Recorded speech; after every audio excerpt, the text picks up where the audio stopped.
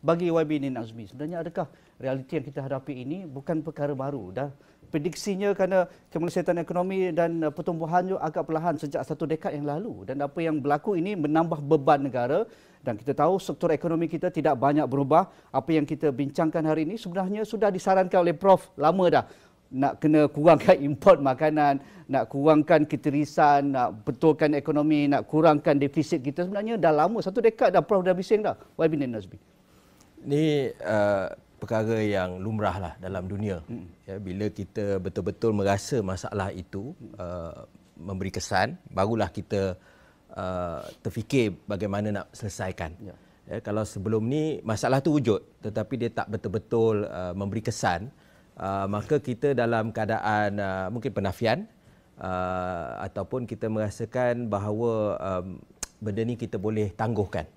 Ya, jadi sebagaimana tadi panelis-panelis kita ada sebutkan, kita memang sangat bergantung kepada import makanan. Jadi ini pelik bagi sebuah negara yang pengeksport minyak sawit, tapi dari segi makanan, dari segi beras, dari segi lembu, dari segi banyaklah sayur-sayuran dan sebagainya, kita bergantung kepada import. Tahun 2020 kita import makanan 55.5 bilion ringgit. Ya, jadi itu jumlah yang sangat besar. Dan hari ini ya, bila ekonomi telah dibuka dan kebetulan pula kita ada perubahan iklim yang menjadi sangat ketara di seluruh dunia. Kita ada perang di tempat yang banyak menghasilkan makanan, iaitu Rusia dan juga Ukraine. Bukan saja makanan, malah tenaga dan juga baja. Betul. Jadi ini menjadi satu perfect storm. Jadi barulah sekarang kita juga ada satu perkara yang kita jangan lupa, kita ada kadar gaji yang relatifnya masih rendah.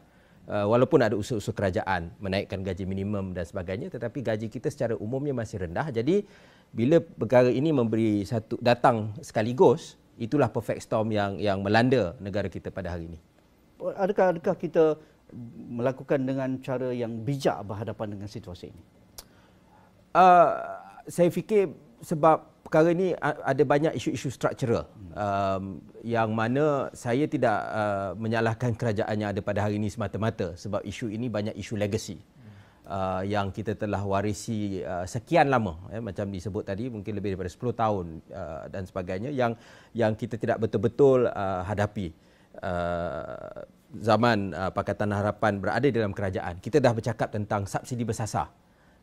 Tetapi tidak sempat dilaksanakan perkara tersebut. Jadi bila hari ini kita kena betul-betul ikhtiarkan bagaimana kita nak hadapi, dan kita juga kena faham realiti politik yang mana tidak boleh semua ubat-ubat yang pahit ini diberikan sekaligus.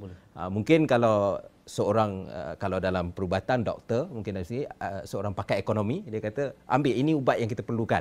Tetapi seorang ahli politik, dia akan fikir, dia kata adakah patient ini, rakyat ini boleh terima semua ubat-ubat ini dalam sekaligus. Ya, jadi bagi saya ini satu dilema yang harus difikirkan bagaimana nak dibuat, mana satu yang dahulu.